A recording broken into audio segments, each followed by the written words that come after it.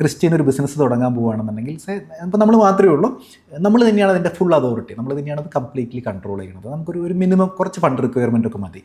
അങ്ങനെയാണെങ്കിൽ easiest method പ്രൊപ്പറേറ്റർഷിപ്പാണ്. Private limited company എന്ന് പറഞ്ഞാൽ നമ്മളത് ആലോചിച്ച് ചെയ്യേണ്ട ഒരു കാര്യമാണ്. സത്യം പറഞ്ഞാൽ ഞാൻ പലപ്പോഴും പറയാറുള്ളതാണ്, നമ്മളൊരു ആനേനെ വാങ്ങിച്ച പോലെയാണ്. ഇതിനെ മേച്ചു കൊണ്ട് നടക്കാനായിട്ട് കുറച്ച് പൈസ ചിലവാകും. പല ബിസിനസ്സുകളും ഫ്ലോപ്പായി പോകാനുള്ള ഒരു വൺ ഓഫ് ദ റീസൺ എന്ന് പറയുന്നത് ഈ ക്യാഷ് ഫ്ലോ തന്നെയാണ്. ബിസിനസ് രജിസ്റ്റർ ചെയ്യുമ്പോൾ ഏത് ടൈപ്പ് രജിസ്ട്രേഷനാണ് എടുക്കേണ്ടത്? പ്രൊപ്പറേറ്റർഷിപ്പാണോ, പാർട്ട്ണർഷിപ്പാണോ? ഇങ്ങനെ അതുകൊണ്ടുള്ള മെച്ചങ്ങൾ എന്തൊക്കെയാണ്? പ്രൊപ്പറേറ്റർഷിപ്പ് എന്ന് പറയുകയാണെന്നുണ്ടെങ്കിൽ ഇപ്പോൾ ഞാനൊരു ബിസിനസ് തുടങ്ങാൻ പോവുകയാണ്, അല്ലെങ്കിൽ ഇപ്പോൾ ക്രിസ്ത്യൻ ഒരു ബിസിനസ് തുടങ്ങാൻ പോവുകയാണെന്നുണ്ടെങ്കിൽ ഇപ്പോൾ നമ്മൾ മാത്രമേ ഉള്ളൂ, നമ്മൾ തന്നെയാണ് അതിൻ്റെ ഫുൾ അതോറിറ്റി, നമ്മൾ തന്നെയാണ് അത് കംപ്ലീറ്റ്ലി കൺട്രോൾ ചെയ്യുന്നത്. നമുക്കൊരു മിനിമം കുറച്ച് ഫണ്ട് റിക്വയർമെൻ്റ് ഒക്കെ മതി. അങ്ങനെയാണെങ്കിൽ ഈസിയസ്റ്റ് മെത്തേഡ് പ്രൊപ്പറേറ്റർഷിപ്പാണ്. നമുക്ക് പെട്ടെന്ന് തുടങ്ങാം. നമുക്ക് അതായത് നമ്മളും ബിസിനസ്സും വേറെ വേറെ എൻറ്റിറ്റികളല്ല എന്ന് പറഞ്ഞു കഴിഞ്ഞാൽ ഇപ്പോൾ ക്രിസ്ത്യനിയുടെ പാൻ നമ്പർ തന്നെയാണ് ആ ബിസിനസ്സിൻ്റെയും പാൻ നമ്പർ, അല്ലാതെ വേറൊരു സെപ്പറേഷൻ ഇല്ല. അപ്പോൾ നമുക്ക് ഇപ്പോൾ തുടങ്ങണോ ഇപ്പോൾ തുടങ്ങാം. അതാണ് പ്രൊപ്പറേറ്റർഷിപ്പിൻ്റെ ഒരു അഡ്വാൻറ്റേജ് എന്ന് പറയുന്നത്. ഇനി അടുത്ത സ്റ്റെപ്പ് എന്ന് പറയുന്നത് നമ്മളുടെ ഒരു പാർട്ട്ണർഷിപ്പ് ഫേം, അല്ലാന്നുണ്ടെങ്കിൽ നമ്മളൊരു LLP എന്നൊക്കെ വേണമെങ്കിൽ പറയാം. അടുത്ത സ്റ്റെപ്പ് എന്ന് പറയുന്നത് അതെന്ന് പറഞ്ഞു കഴിഞ്ഞാൽ നമുക്ക് മേ ബി കുറച്ചും കൂടി ഒരു ഫണ്ട് റിക്വയർമെൻറ്റ് വേണ്ടി വരാം, അല്ലെങ്കിൽ ചിലപ്പോൾ 2-3 ആൾക്കാരുകൾ, നമ്മളറിയുന്ന 2-3 ആൾക്കാരുകൾ ഉണ്ടായിരിക്കാം. അങ്ങനെയാണെന്നുണ്ടെങ്കിൽ അടുത്തതിലേക്ക് വേണമെങ്കിൽ പാർട്ട്ണർഷിപ്പ് ഫേമിലേക്ക് പോകാം. അതല്ലെന്നുണ്ടെങ്കിൽ പാർട്ട്ണർഷിപ്പ് ഫേമിൻ്റെ ഒരു ചെറിയൊരു പ്രോബ്ലം എന്ന് പറയുന്നത് അതൊരു ലയബിലിറ്റി എന്ന് പറയുന്നത് അൺലിമിറ്റഡ് ആണ്. നമ്മൾ ചെയ്യുന്ന ഒരു ബിസിനസ്സിൽ എന്തെങ്കിലും പ്രശ്നം വരികയാണെന്നുണ്ടെങ്കിൽ നമ്മൾ പേഴ്സണലി ചിലപ്പോൾ ലയബിൾ ആവും പാർട്ട്ണർഷിപ്പിൻ്റെ കേസിൽ. അപ്പോൾ അതിന് വേണമെങ്കിൽ ഹെഡ്ജ് ചെയ്യാനായിട്ട്, അതിന് വേണമെങ്കിൽ എഗെയിൻസ്റ്റ് വേണമെങ്കിൽ നമുക്കൊരു ലിമിറ്റഡ് ലയബിലിറ്റി പാർട്ട്ണർഷിപ്പിലേക്ക് പോകാം. അത് അടുത്ത ഒരു ഓപ്ഷനാണ്. ഇനി കമ്പനി ആയിട്ട് തന്നെ തുടങ്ങണമെന്നുണ്ടെങ്കിൽ വീണ്ടും 2 ഓപ്ഷനുകളുണ്ട്. ഇപ്പോൾ നമുക്ക് വേണമെങ്കിൽ നേരത്തെ നമ്മൾ പറഞ്ഞല്ലോ, ഒരാളിപ്പോൾ ഒരു ഒറ്റയ്ക്ക് ഒരു ബിസിനസ് തുടങ്ങാനായിട്ട് ഉദ്ദേശിക്കുക, അയാൾക്ക് വേണമെങ്കിൽ ഒരു കമ്പനി തുടങ്ങാം. OPC എന്ന് പറഞ്ഞിട്ടൊരു കൺസെപ്റ്റ് ഉണ്ട്, ഇത് 1 പേഴ്സൺ കമ്പനി. അപ്പോൾ ക്രിസ്റ്റീന ഒരു ബിസിനസ് തുടങ്ങാൻ പോവുകയാണ്. അപ്പോൾ അതിന് പ്രൊപ്പറേറ്റർഷിപ്പിൻ്റെ ബിസിനസ് പ്രശ്നം എന്ന് പറഞ്ഞു കഴിഞ്ഞാൽ ഞാൻ നേരത്തെ പറഞ്ഞ പോലെ അൺലിമിറ്റഡ് ലയബിലിറ്റിയാണ്. നമ്മൾ എന്തെങ്കിലും ചെയ്ത് ബിസിനസ്സിൽ എന്തെങ്കിലും റിസ്ക് വരികയാണെന്നുണ്ടെങ്കിൽ നമ്മുടെ വീടും പറമ്പും അടക്കം പോകാനായിട്ടുള്ള സാധ്യതയുണ്ട്. അപ്പോൾ അത് ഒഴിവാക്കാനായിട്ട് വേണമെങ്കിൽ OPC, അതായത് 1 പേഴ്സൺ കമ്പനി, അവിടെ ലിമിറ്റഡ് ലയബിലിറ്റിയാണ്. നമ്മൾ ബിസിനസ്സിലേക്ക് 10 ലക്ഷം ഇട്ടേക്കണമെന്നുണ്ടെങ്കിൽ പരമാവധി പോകാവുന്നത് 10 ലക്ഷം. അപ്പോൾ അങ്ങനെ കുറച്ച് റിസ്ക് ഉള്ള ബിസിനസ്സൊക്കെ ആണെങ്കിൽ വേണമെങ്കിൽ നമുക്ക് ഈ OPC തുടങ്ങാം, 1 പേഴ്സൺ കമ്പനി തുടങ്ങാം. ഇനി കുറച്ചും കൂടി ഒരു മുന്നിലേക്കൊക്കെ പോകണമെന്നുണ്ടെന്നുണ്ടെങ്കിൽ നമുക്കൊരു പ്രൈവറ്റ് ലിമിറ്റഡ് കമ്പനി, ഒരു ബ്രാൻഡിങ്, അല്ലാന്നുണ്ടെങ്കിൽ കുറച്ചും കൂടി ഒരു ഫണ്ട് റിക്വയർമെൻറ്റ് വേണം, കുറച്ച് ആളുകൾ വേണം, കുറേ പാർട്ട്നേഴ്സ് അല്ലെങ്കിൽ കുറേ ഇൻവെസ്റ്റേഴ്സ് ഉണ്ട്. അങ്ങനെ നമ്മളൊരു വലിയ ബ്രോഡ് ക്യാൻവാസ് എന്നൊക്കെ പറയില്ല, നമ്മുടെ കമ്പനീനെ വലിയ ഹൈറ്റിലേക്കൊക്കെ നമ്മൾ കൊണ്ടുപോകാൻ ഉദ്ദേശിക്കുകയാണെങ്കിൽ then നമുക്ക് പ്രൈവറ്റ് ലിമിറ്റഡ് കമ്പനി തുടങ്ങാം. അപ്പോൾ ഇതിൽ ഒരു ഒറ്റ കാര്യം ആഡ് ചെയ്യാനുള്ളതെന്ന് പറഞ്ഞു കഴിഞ്ഞാൽ പല ആളുകൾക്കും നമ്മൾ ഈ പറഞ്ഞ ഈ സ്റ്റെപ്പുകളുണ്ടല്ലോ, ഇത് ചിലപ്പോൾ പല ആളുകൾക്ക് ഇത് കറക്റ്റായിട്ട് അറിയില്ല. അപ്പോൾ ഇപ്പോൾ 2 പേര് വന്നാലെങ്കിൽ ഒരാൾ വന്നിട്ട് ചിലപ്പോൾ ആദ്യമേ തന്നെ ചിലപ്പോൾ ഈ പ്രൈവറ്റ് ലിമിറ്റഡ് കമ്പനിയൊക്കെ തുടങ്ങും. അതിൻ്റെ ഒന്നും ആവശ്യം ഉണ്ടാവില്ല ചിലപ്പോൾ. അപ്പോൾ പ്രൈവറ്റ് ലിമിറ്റഡ് കമ്പനി എന്ന് പറഞ്ഞാൽ നമ്മളത് ആലോചിച്ച് ചെയ്യേണ്ട ഒരു കാര്യമാണ്. സത്യം പറഞ്ഞാൽ ഞാൻ പലപ്പോഴും പറയാറുള്ളതാണ്, നമ്മളൊരു ആനേനെ വാങ്ങിച്ച പോലെയാണ്. ഇതിനെ മേച്ചു കൊണ്ട് നടക്കാനായിട്ട് കുറച്ച് പൈസ ചിലവാകും. അപ്പോൾ ആവശ്യമില്ലാതെ ആരും പ്രൈവറ്റ് ലിമിറ്റഡ് കമ്പനി തുടങ്ങരുത്. ആവശ്യമുണ്ടെങ്കിൽ മാത്രം പ്രൈവറ്റ് ലിമിറ്റഡ് കമ്പനിയോ അങ്ങനെയൊക്കെ ഉള്ളൊരു സെറ്റപ്പിലേക്ക് പോകുന്നതാണ് നല്ലത്. പല ആളുകൾക്കും ചിലപ്പോൾ ഒരു പ്രൊപ്പറേറ്റർഷിപ്പിൽ തീരാവുന്ന കാര്യങ്ങളെ ഉണ്ടായിരിക്കുകയുള്ളൂ ചിലപ്പോൾ. ഇതാണ് ആ ഒരു പല ലെവൽ ഓഫ് ബിസിനസ്സുകൾ. ഒരാളൊരു ബിസിനസ് തുടങ്ങിക്കഴിഞ്ഞാൽ 6 മാസം മുതൽ 1 വർഷം വരെ ക്യാഷ് ഫ്ലോ നിലനിർത്താൻ വേണ്ടി എന്തൊക്കെ കാര്യങ്ങൾ ശ്രദ്ധിക്കണം? നിയമപരമായി ശ്രദ്ധിക്കേണ്ട കാര്യങ്ങൾ എന്തൊക്കെയാണ്? ക്യാഷ് ഫ്ലോയുടെ കേസിൽ ഇപ്പോൾ പല ബിസിനസ്സുകളും ഫ്ലോപ്പായി പോകാനുള്ള ഒരു വൺ ഓഫ് ദ റീസൺ എന്ന് പറയുന്നത് ഈ ക്യാഷ് ഫ്ലോ തന്നെയാണ്. അതിൽ ഒരു ശ്രദ്ധിക്കേണ്ട കാര്യം എന്ന് പറയുന്നത് നമ്മളിപ്പോൾ ഒരാൾ ഒറ്റയ്ക്ക് ഒരു ബിസിനസ് തുടങ്ങാനായിട്ട് പോവുകയാണെന്ന് വിചാരിക്കും. അപ്പം നമ്മൾ പുതുതായിട്ടൊരു ബിസിനസ് തുടങ്ങുമ്പോൾ നമുക്കിത് എങ്ങോട്ടാണ് പോവുക എന്നൊന്നും നമുക്കറിയില്ല. അപ്പോൾ അത് കാരണം തന്നെ ഒരു മിനിമം ഇൻവെസ്റ്റ്മെൻറ്റിലുണ്ടല്ലോ, ഇപ്പോൾ നമ്മളുടെ ഒരു ഓഫീസോ ഫർണിച്ചറോ ഇതൊക്കെയാണ് എന്നുണ്ടെന്നുണ്ടെങ്കിൽ ഒരു കൊക്കിൽ ഒതുങ്ങാവുന്ന ഒരു ഇതിൽ ചെയ്യണത് വെച്ചാൽ ഞാൻ തന്നെ പലപ്പോഴും കണ്ടിട്ടുണ്ട്. നമ്മളുടെ അടുത്തൊക്കെ വരുന്ന പുതുതായിട്ട് വരുന്ന പുതിയ യങ്സ്റ്റേഴ്സ് ആയിട്ടുള്ള ബിസിനസ്സുകാരും ചിലപ്പോൾ ഹ്യൂജ് ഇൻവെസ്റ്റ്മെൻറ്റ് ഇതുണ്ടല്ലോ നമ്മുടെ ഇൻഫ്രാസ്ട്രക്ചറിലൊക്കെ ലക്ഷങ്ങൾ പൊടിച്ചിട്ട് അവസാനം ഇതൊന്നും സക്സസ് ആയില്ലാന്നുണ്ടെങ്കിൽ ഇത് മുഴുവൻ ഈ കാണുന്ന സാധനം മുഴുവൻ വേസ്റ്റാണ്. അതൊന്നും തൂക്കി വിറ്റാൽ പോലും കാശ് കിട്ടില്ല. അപ്പം നമ്മൾ പതുക്കെ നമ്മൾ മലയാളത്തിലൊരു ചൊല്ലുണ്ടല്ലോ, ഇരുന്നിട്ട് കാല് നീട്ടുക എന്നുള്ളത്. അപ്പോൾ അത് തന്നെ നമ്മൾ ആദ്യം നമുക്ക് ഉള്ളത് വെച്ചിട്ട് വലിയ കമ്പനികളൊക്കെ ഗാരേജിൽ, ഇപ്പോൾ ആപ്പിളൊക്കെ ഗാരേജിലൊക്കെ തുടങ്ങിയിട്ടുണ്ടായിരുന്നത്. അപ്പോൾ അങ്ങനെ നമ്മൾ സ്റ്റാർട്ട് ചെയ്യുക എന്നുള്ളതാണ് ഇതിൽ ക്യാഷ് ഫ്ലോ ആയിട്ട് ബന്ധപ്പെട്ടിട്ട് ഫസ്റ്റ് വൺ എന്ന് പറയുന്നത്. പിന്നെ നമ്മൾ പറയണമെന്ന് വെച്ച് കഴിഞ്ഞാൽ രണ്ട് മാറ്റർ ഉള്ളതെന്ന് പറഞ്ഞു കഴിഞ്ഞാൽ നമ്മളുടെ ബിസിനസ് ക്യാഷ് ബേസ്ഡ് ആണോ ക്രെഡിറ്റ് ബേസ്ഡ് ആണോ എന്നുള്ളത്. അപ്പോൾ ക്യാഷ് ബേസ്ഡ് ബിസിനസ് ചെയ്യുകയാണെന്നുണ്ടെങ്കിൽ കുഴപ്പമില്ല. നമുക്കിപ്പോൾ സെയിലുണ്ട്, 50 ലക്ഷം സെയിൽ ഉണ്ടെങ്കിൽ 50 ലക്ഷം നമുക്ക് ക്യാഷ് ആയിട്ട് കിട്ടിയിട്ടുണ്ട്. ചില ബിസിനസ്സിൽ പ്രോഫിറ്റ് പുസ്തകത്തിൽ അല്ലെങ്കിൽ പേപ്പറിൽ മാത്രമേ ഉണ്ടാവുള്ളൂ. 50 ലക്ഷം പ്രോഫിറ്റ് ഉണ്ട്, ഈ പ്രോഫിറ്റ് മുഴുവൻ നാട്ടുകാരുടെ കയ്യിലാണ് എടുക്കുന്നത്. അപ്പോൾ പിന്നെ അതുകൊണ്ട് പ്രത്യേകിച്ച് കാര്യമൊന്നുമില്ല. ഇവിടെ സാലറി കൊടുക്കാനുള്ള പൈസ പോലും ഇവിടെ ഉണ്ടാവില്ല. പക്ഷെ പ്രോഫിറ്റ് ബുക്കിൽ പ്രോഫിറ്റ് ഉണ്ട്. അപ്പോൾ അങ്ങനെയുള്ള ബിസിനസ്സിലേക്കാണ് നമ്മൾ ക്രെഡിറ്റ് ലൈൻ ബേസ്ഡ് ബിസിനസ്സിലേക്കാണ് പോകുന്നതെങ്കിൽ കറക്റ്റായിട്ട് അതിൻ്റെ ആ ഒരു വർക്കിംഗ് ക്യാപിറ്റൽ ഉണ്ടല്ലോ, അത് മാനേജ് ചെയ്യാനായിട്ട് അറിയില്ല എന്നുണ്ടെന്നുണ്ടെങ്കിൽ ശരിക്കും ബിസിനസ്സൊക്കെ ഭയങ്കര സക്സസ് ആണ്, ഭയങ്കര സെയിലുണ്ട്, ഭയങ്കര പ്രോഫിറ്റ് ഉണ്ട്, നാട്ടുകാരുടെ കയ്യിലാണ് പൈസ. അപ്പോൾ ഇവിടെ ഒരു ചായ മേടിക്കാനുള്ള പൈസ പോലും കമ്പനിയുടെ ഉള്ളിൽ ഉണ്ടാവില്ല. അപ്പോൾ അങ്ങനെയും അങ്ങനെയും പൊളിഞ്ഞു പോയിട്ടുള്ള ബിസിനസ്സുകളെ കണ്ടിട്ടുണ്ട്. അപ്പോൾ നമ്മൾ ക്യാഷ് ഫ്ലോൻ്റെ കേസിൽ നമ്മൾ റിയാലിറ്റിയിൽ ചിന്തിക്കാം. നമ്മളുടെ സ്വന്തം കയ്യിൽ നിന്ന് എടുത്ത് പൈസ ചിലവാക്കാണെന്നും അതെ. അപ്പോൾ ആ ഒരു പ്രൊപ്രൈറ്ററി ഇൻട്രസ്റ്റ് എന്ന് പറയുമല്ലോ, നമ്മുടെ പോക്കറ്റിൽ നിന്ന് എടുത്ത് പൈസ ചിലവാക്കുമ്പോൾ അത് ആവശ്യമുണ്ടോ എന്ന് രണ്ടു വട്ടം ചിന്തിച്ചതിന് ശേഷം ബിസിനസ് തുടങ്ങാം. ഒരു ബിസിനസ് എത്ര ടേൺ ഓവർ ആകുമ്പോഴാണ് ഓഡിറ്റിന് വിധേയമാവേണ്ടത്? അതുപോലെ തന്നെ ബില്ലുകൾ കൃത്യമായി സൂക്ഷിച്ചു വെച്ചില്ലെങ്കിൽ എന്തൊക്കെ കുരുക്കിലേക്ക് ഈ ബിസിനസ് ഓണർ എത്തിപ്പെടും? ഓഡിറ്റിനെ സംബന്ധിച്ചിടത്തോളം ഇപ്പോൾ ഇൻകം ടാക്സ് ആക്ട് പ്രകാരം നമുക്കൊരു 1 crore ആണ് അതിൻ്റെ ലിമിറ്റ് വരുന്നത്. അതായത് 1 കോടിയെക്കാട്ടും കൂടുതൽ ടേൺ ഓവർ വരാണെന്ന് വിചാരിക്കും. അങ്ങനെയാണെന്നുണ്ടെങ്കിൽ ഓഡിറ്റ്, ടാക്സ് ഓഡിറ്റ് എന്ന് പറയുക. അപ്പോൾ tax audit income tax act പ്രകാരം ഓഡിറ്റ് മാൻഡേറ്ററി ആണ്, സിംപ്ലി പറയുകയാണെന്നുണ്ടെങ്കിൽ. പക്ഷേ അവിടെ വേറെ കുറച്ച് കണ്ടീഷൻസും കൂടി ഉള്ളതെന്ന് പറയുന്നത്, ഇപ്പം നമുക്ക് 2 കോടി രൂപ വരെ ടേൺ ഓവറുള്ള ഒരാൾക്ക് അവർക്കൊരു പ്രിസംപ്റ്റീവ് ടാക്സേഷൻ ഒപ്റ്റ് ചെയ്യാം. എന്ന് പറഞ്ഞു കഴിഞ്ഞാൽ എൻ്റെ പ്രോഫിറ്റിൻ്റെ 6% ആണ് അല്ലെങ്കിൽ 8% ആണ് പ്രോഫിറ്റ് എന്ന് പറഞ്ഞിട്ട് വേണമെങ്കിൽ നമുക്ക് ഡിക്ലെയർ ചെയ്യാം. അപ്പോൾ അതിൻ്റെ ലിമിറ്റ് എന്ന് പറയുന്നത് 2 crores. പിന്നെ വീണ്ടും കുറേ ലിമിറ്റുകളുണ്ട്, 3 crores വരെ. അപ്പോൾ നമുക്ക് കിട്ടുന്ന ഇൻകത്തിൻ്റെ 95% നമുക്ക് കിട്ടുന്ന റെസിപ്റ്റ്സിൻ്റെ 95% ബാങ്കിങ് ചാനലിലൂടെയാണെന്ന് വിചാരിക്കും. അങ്ങനെയാണെന്നുണ്ടെങ്കിൽ 3 crore വരെ പോവാം. ഇനി ഇൻകവും എക്സ്പെൻസും എല്ലാം എന്താണ് ബാങ്കിൽ കൂടിയാണെന്ന് വിചാരിക്കും. അങ്ങനെയാണെങ്കിൽ 10 crores വരെ ഓഡിറ്റ് ഇല്ലാതെ പോകും. ഇൻകം ടാക്സ് ആക്ട് തന്നെ ഭയങ്കര കോംപ്ലിക്കേറ്റഡാണ്. ഇത് ഈ ഒറ്റ ചോദ്യം ഓഡിറ്റ് എപ്പോഴാന്ന് വെച്ച് കഴിഞ്ഞാൽ തന്നെ 4-5 ആൻസറുകളാണ് അതിന് വരുന്നത്. അപ്പോൾ ഇങ്ങനെയാണ് അതിൻ്റെ ഇൻകം ടാക്സ് ആക്കി കടന്നു കഴിഞ്ഞാൽ ഭയങ്കര കോംപ്ലിക്കേറ്റഡാണ്, ഭയങ്കര ഇത്തിരി തമാശയാണ് കാര്യങ്ങൾ. അപ്പോൾ ഓഡിറ്റ് നിങ്ങളുടെ ബിസിനസ് ഏത് കാറ്റഗറിയിലാവും എന്നനുസരിച്ചിട്ടാണ് ഓഡിറ്റ് മാൻഡേറ്ററി. പിന്നെ നമ്മൾ നേരത്തെ പറഞ്ഞ പോലെ ബാക്കിയുള്ള ആക്ട് പ്രകാരം ഇപ്പോൾ നമ്മൾ നേരത്തെ LLPനെ പറ്റി പറഞ്ഞല്ലോ.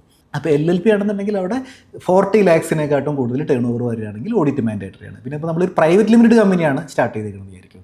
അങ്ങനെയാണെന്നുണ്ടെങ്കിൽ ഓഡിറ്റ് ഈസ് മാൻഡേറ്ററി.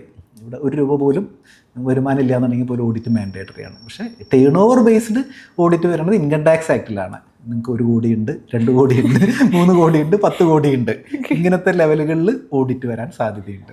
ഒരു ബിസിനസ് ചെയ്യുന്ന ആളുകൾക്ക് ഏറ്റവും പേടി ഇപ്പോൾ ആദായ നികുതി വകുപ്പിൽ നിന്ന് വരുന്ന നോട്ടീസ് ആയിരിക്കുമല്ലോ.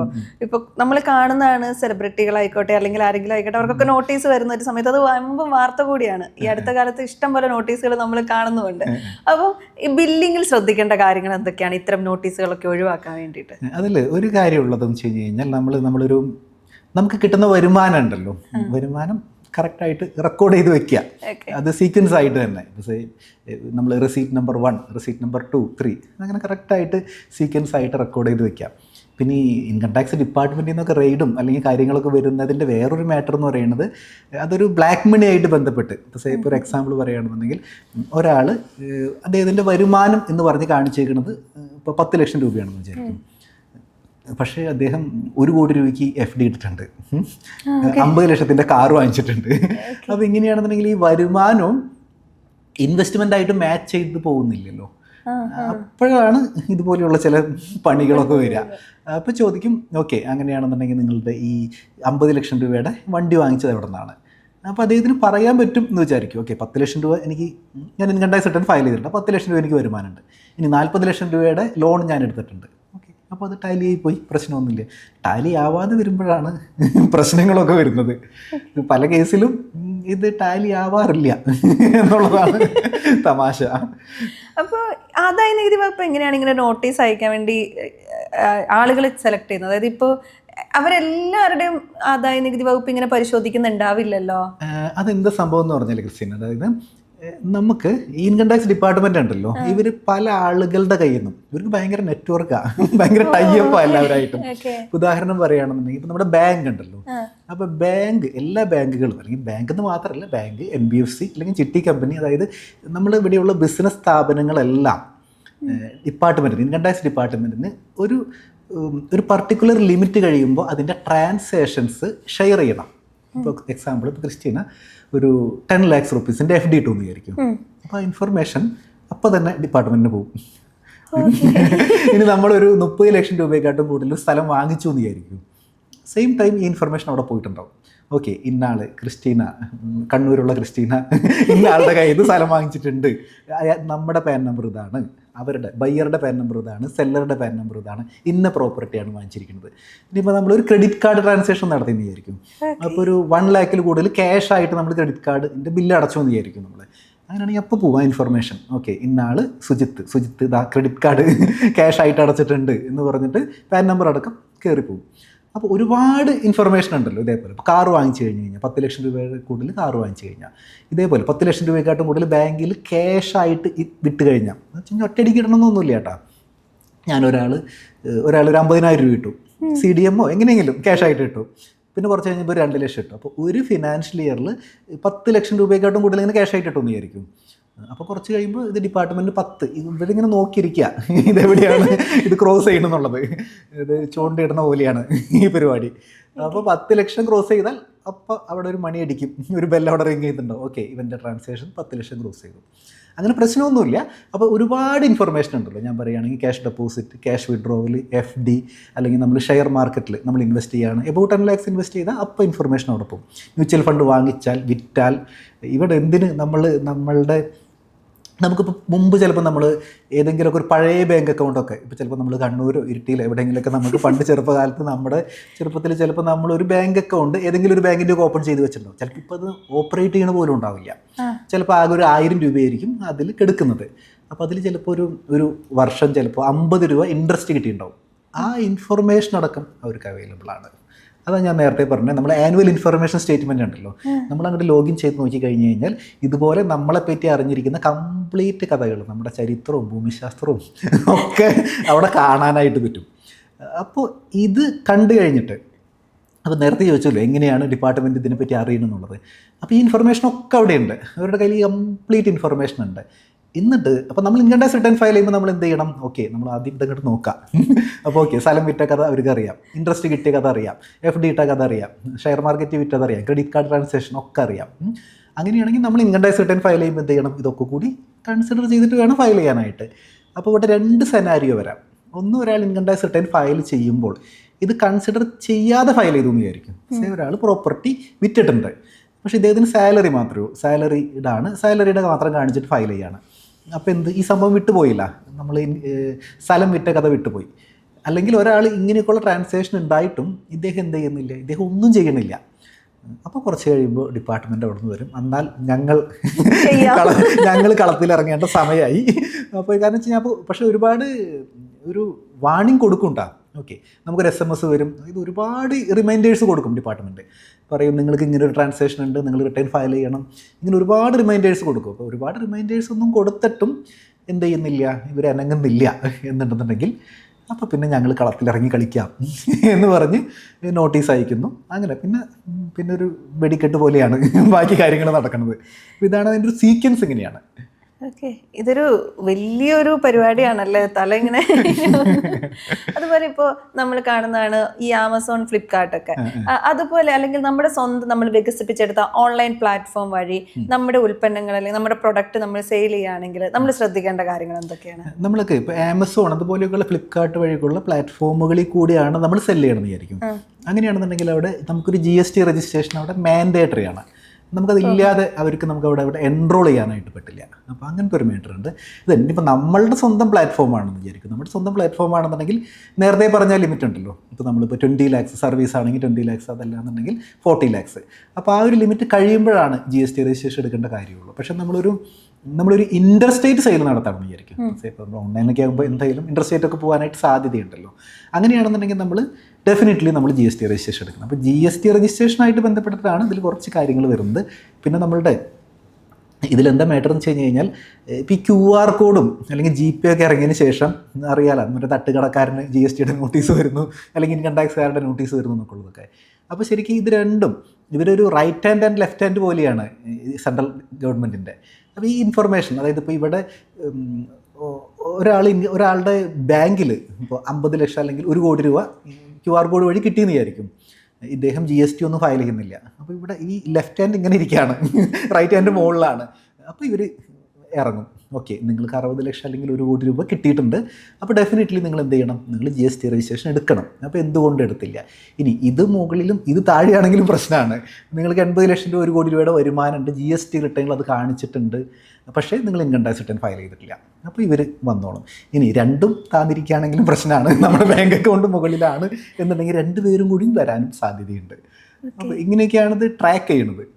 അതുപോലെ നമ്മൾ കേരളത്തിൽ നിന്ന് വിദേശ രാജ്യങ്ങളിലേക്ക് പ്രൊഡക്റ്റുകളോ സർവീസുകളോ ഒക്കെ കയറ്റി അയക്കുകയോ അല്ലെങ്കിൽ നമ്മൾ നൽകുകയോ ചെയ്യുമ്പോൾ ഫോറിൻ എക്സ്ചേഞ്ച് നിയമങ്ങളെക്കുറിച്ച് നമ്മൾ അറിവുണ്ടായിരിക്കേണ്ടത് എന്തൊക്കെ കാര്യങ്ങളാണ് നമ്മൾ ശ്രദ്ധിക്കേണ്ടത്? അതിൽ നമ്മൾ പുറത്തേക്ക് വിദേശത്തേക്ക് കാര്യങ്ങൾ കയറ്റി അയക്കുകയാണെന്നുണ്ടെങ്കിൽ 2 കാര്യങ്ങളിലുള്ളൂ എന്ന് പറയുന്നത്, നമ്മൾക്കൊരു ഗുഡ്സ് ആണ് നമ്മൾ ഡീൽ ചെയ്യണമെന്ന് വിചാരിക്കും. അങ്ങനെയാണെന്നുണ്ടെങ്കിൽ നമ്മളൊരു എക്സ്പോർട്ട് ഇമ്പോർട്ട് കോഡ് എടുത്തിട്ട് നമുക്ക് എന്ത് ചെയ്യാൻ പറ്റുള്ളൂ, നമുക്ക് ചെയ്യാനായിട്ട് പറ്റുള്ളൂ. ഗുഡ്സ് കയറ്റി അയക്കുകയാണെന്നുണ്ടെങ്കിൽ say in case of service ആണെന്ന് വിചാരിക്കും. ഇപ്പോൾ ഒരുപാട് ആളുകൾ ഇവിടെ നാട്ടിലിരുന്ന് വർക്ക് ചെയ്യുന്നുണ്ടല്ലോ, സോഫ്റ്റ്വെയർസ് ഒക്കെ ചെയ്യുന്ന ആളുകൾ ചിലപ്പോൾ ഒരുപാട് പേര് ഇവിടെ ഇരുന്നിട്ട് വർക്ക് ചെയ്യുന്നുണ്ട്. അപ്പോൾ അവരുടെ കേസിൽ അങ്ങനെ ഒരു IEC കോഡ്, അതായത് ഇമ്പോർട്ട് എക്സ്പോർട്ട് കോഡ് എടുക്കേണ്ട കാര്യമില്ല. പക്ഷേ അവർ മാൻഡേറ്ററിലി GST രജിസ്ട്രേഷൻ എടുക്കണം. ഈ 2 കേസിനും GST രജിസ്ട്രേഷൻ മാൻഡേറ്ററി ആണ്. അപ്പോൾ ഇതിൽ GSTനെ സംബന്ധിച്ചിടത്തോളം പറയുകയാണെന്നുണ്ടെങ്കിൽ ഇത് എക്സെപ്റ്റഡ് ആണ്. പക്ഷേ നമ്മൾ ഇവിടെ നിന്ന് വേറൊരു രാജ്യത്തേക്ക് കയറ്റി വിടല്ലേ ചെയ്യുന്നത്. അപ്പോൾ എക്സ്പോർട്ട് ആയ കാരണം എക്സ്പോർട്ട് പ്രൊമോഷൻ ചെയ്യാൻ വേണ്ടിയിട്ട് ഇറ്റ് ഈസ് എക്സെപ്റ്റഡ്. ഇപ്പോൾ നമ്മളിപ്പോൾ ഈ ഒരു മൊബൈൽ നമ്മൾ അങ്ങോട്ട് കയറ്റി വിടുകയാണെന്നുണ്ടെങ്കിൽ 18% ഇവിടെ നാട്ടിൽ വിറ്റാൽ, ഇന്ത്യയിൽ വിറ്റ് കഴിഞ്ഞ് കഴിഞ്ഞാൽ GST വരുന്നത്. അപ്പോൾ പുറത്തേക്ക് വിൽക്കുമ്പോൾ അതിന് GST അടയ്ക്കേണ്ട. ഇവിടെ കുറച്ച് കണ്ടീഷൻസ് ഉണ്ട്. ഇവിടെ കുറച്ച് കണ്ടീഷൻസ് വെച്ചിട്ട് നമുക്ക് GST അടയ്ക്കാതിരിക്കാം.